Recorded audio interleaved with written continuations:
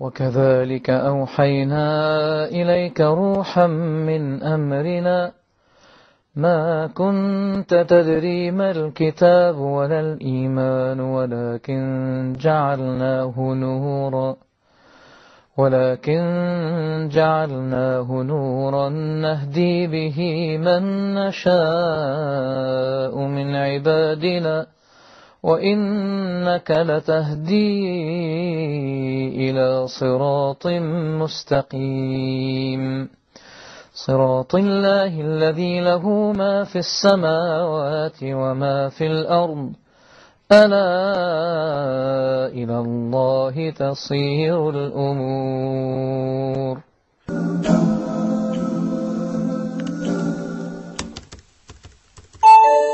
We've got another email. You're watching the mailbox.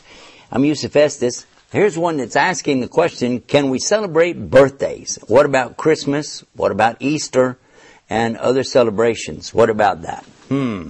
Well, first of all, in Islam we know that everything regarding worship of Allah is dictated by Allah and His Messenger, and we must not add to or take away from what's been said about that.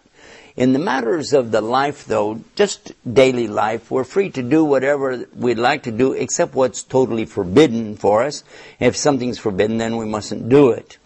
So let us now examine exactly what we mean by celebrating a birthday. When someone is born, who did all the work? The mother. Who's the one that carried the child inside of her, and who's the one that went through the labor pains, and who is the one that raised the child up? So if anything should be celebrated, it should be celebrating the mother for her hard work and her efforts.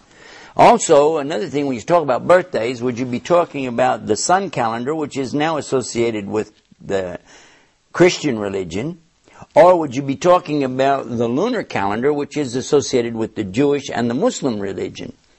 Because if you go by the sun calendar, there's 365 days, 0.4. And then if you go by the lunar calendar, there is 354 days. So the years are not going to be the same anyway.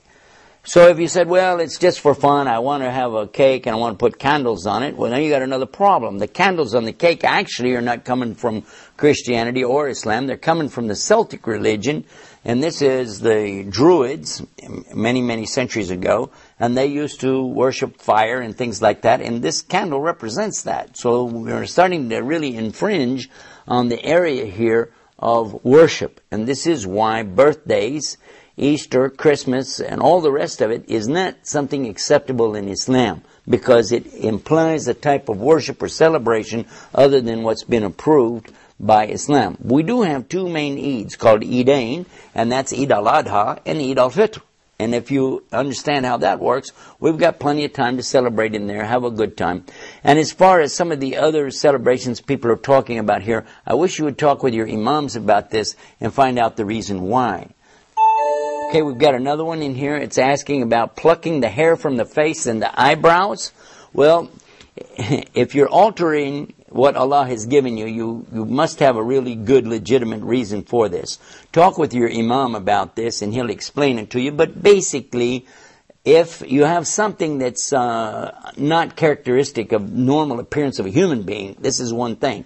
But if it's just to beautify yourself, to show off, to attract attention, that's absolutely haram, because you mustn't be doing that to attract the unwanted attention of these men and so on. Well, anyhow, that's it for the mailbox. Don't forget to visit our website, islamnewsroom.com, where you can type in keywords and get more of this. Till next time, peace. Assalamu alaikum wa rahmatullah.